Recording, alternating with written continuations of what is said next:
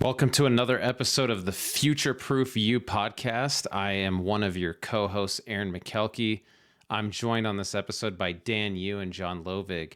The topic for today's episode, AI models and the rate of change and the pace at things shifting in the AI world. What's this mean for job hunters and people looking to career pivot? How do you keep up with all these tools? How are we using them in our daily workflows? All of that and more in this episode. Thanks for joining. Let's get to it. Just in the past few weeks, what we've seen, just the three of us have seen when we test out different engines, right? Engines like Claude or the new Gemini, right? We've seen the acceleration of how good they've become just in the past few weeks. So what does that mean? What are the implications? I don't know, but what are the implications going forward? Will it get even better? I mean, it's by weeks, maybe by day. I mean, how is it? Is it learning? I mean, Dan, you and I are we've directly placed people who are training these AI models. You know, like that is true. So I think, knowing the behind the scenes as to how that gets done, you start to see pretty quickly that there is a very enormous concerted effort to continue to make this more natural language. Yeah, I mean, just using our voice, it's starting to be much more realistic. You know, like we can't even tell, right? I mean, you talk about, Aaron's, quote that I love is that we've got an eager intern, right? Right. For the new model of ChatGPT, that eager intern, I barely even have to double check their work anymore. I'm scanning their work now versus like having to make serious edits. It's crazy. So what are the implications for work then, right? If that overeager intern is so good that you just have to check their work, you barely check the work, then what happens to the admin? What happens to the virtual assistant? What happens to the paralegal? What happens to all of those people that are tasked with in their everyday job to handle things? They need to reskill. Yeah, they need to learn to use those tools or they will be replaced. And it's cliche, but the person using the tool will replace them. So it's not AI, it's the AI-powered legal assistant is going to do 10x the work and 10x the quality in 1/10 the time of the old school Microsoft Word-only legal assistant. Yeah. And I think John actually answered one of the other questions, Dan, which is, well, what's the moat that keeps people in with the large language model? There's two ways to look at this, and I live in both worlds. One is John's moat is all of his training data is in ChatGPT. When somebody goes, oh, Aaron posted on LinkedIn that Gemini 2.5 Advanced is really awesome, John rolls his eyes and goes, yeah, but ChatGPT has all these documents and all this history and all this context on me.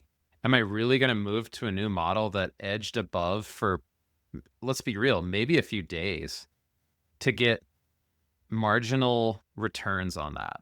The moat for him is his data and the context that he has built in ChatGPT. He would be stupid to jump. I was thinking about it just with training Perplexity, but at the same point, the thing with Perplexity that's been awesome is because I do all of these things in Google Docs already, I connected my drive. If I throw them in one folder, I use that for context. Now it has every time I put something in there because it's connected to that folder. Right. And so it's diminishing returns. Yeah. And as a team, that's the next level. We're currently, 48 hours into this. I can connect my docs to ChatGPT alone, but when you're working in a team, say us three, John's docs and Dan's and mine are all connected. And that's a whole new level of collaboration and context. So instead of, I have to take, Dan, can you send me that? I'll download it, re-upload it into my tool. Dan logs in and says, sync my drive with the whole workspace enterprise, not just with Dan's account. The other way that people like me who are weird see the moat is I have to live enough in GPT and enough in Perplexity and enough here, there, whatever, that I can pivot around to what has the feature and the model that I want for the task. But when you get out of your LinkedIn bubble and get off of your Slack channel of nerdy AI people, 99% of people don't care that Claude added this little feature last week and then GPT added image gen. It's like, I'm not going to move all of my stuff because I miss out on the context, and all of the data and history that I've put into that platform is actually what keeps me behind the moat, not the model's quality. Yeah. Well, look at where it's going to be more interesting. We've talked about this in the past too, right? So right now, with all the embedded tools within Google, right? I used it yesterday. I used Gemini while I created a target company list for a search that I'm working on. And I said, hey, Gemini, give me 20 more companies like these companies. And then it just went right in my little list there. I didn't have to leave or anything. But now you look, Apple is investing billions of dollars to create a data center for their AI models. And their AI is already pretty good. But imagine now it's embedded in your hardware. Now it has all the context. That's the race to win, is to be the device that can do it all, because now it's embedded with everything that you do. It has your behavior as a person. It understands the websites you go to. It understands everything that you do. Scary in a way, but also really exciting for someone like me. Well, right. So then this is the whole 1984 Big Brother's watching, who do you trust then, right? So if it's embedded in the hardware, then it's already 2 levels up, right? So then who do you trust? And do we trust the team that we've just happened to be, in the moat with? And right? I mean, I don't trust any corporations, to be quite honest. I trust myself. But, at the end of the day, the ones that speak the most about data privacy are the ones that I'll trust more. And so far, Apple uses supposedly all the computing on hardware. It's just doing calls to the data center. It's tokenized, so it's not identifiable, supposedly. Does that mean it's going to be the case? Who knows? It's just like Alexa hears you and knows what you're saying, and they can pull that up at Amazon. Maybe they can do the same thing at Apple. Yep. And one of the things people don't realize about the free versus paid models, they go, the use limits go up, or you get access to a better model under the hood. For me, that's valuable. But a thing that a lot of people don't appreciate, you're buying with that $20 a month subscription, is control over your data. You can, let's say in Perplexity, most of the free versions of tools don't let you disable training the model. That's a default opt-in. ChatGPT is a good example. Grok does that as well. You actually have to pay to be able to not train the model on your data.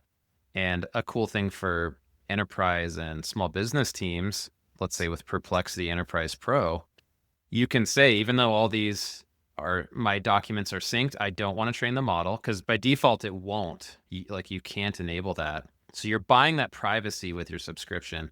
But the other thing it'll do is it'll tell you what happens to your docs if you cancel. And there's a lot of nerdy people who actually read the terms of service. Google retains your documents for 3 years and says humans can and will review your documents, not just AI models. Perplexity, for $30 a month for enterprise accounts, your documents are gone 7 days after you cancel. You're not training the model, and humans won't look at them. So some people, let's say in legal or fintech or something proprietary, it's not even about the model's power. It's about the privacy that I get when I buy that subscription. Thank you for joining us on this episode of the Future Proof You podcast. We have a lot going on our website. If you haven't checked it out, it's futureproof-you.com. We've always got resources for you to help take control of your career future, whether that's live classes or recordings of past ones. If you're trying to find a job or make a career pivot into a new industry, got laid off, that's what we're here to do, is help you future-proof your career. Thanks for joining us on this episode. We look forward to seeing you on the next one. So, Yeah. I think the majority of people out there, especially people that might be tuning in to our show for the first time, they probably don't know that. And I think it'll be helpful for them if we have this in the show notes, that we can just list out some of the things we've said, and we can pull the transcript for everybody as well. But I think this is invaluable information for whoever is watching what we're talking about here.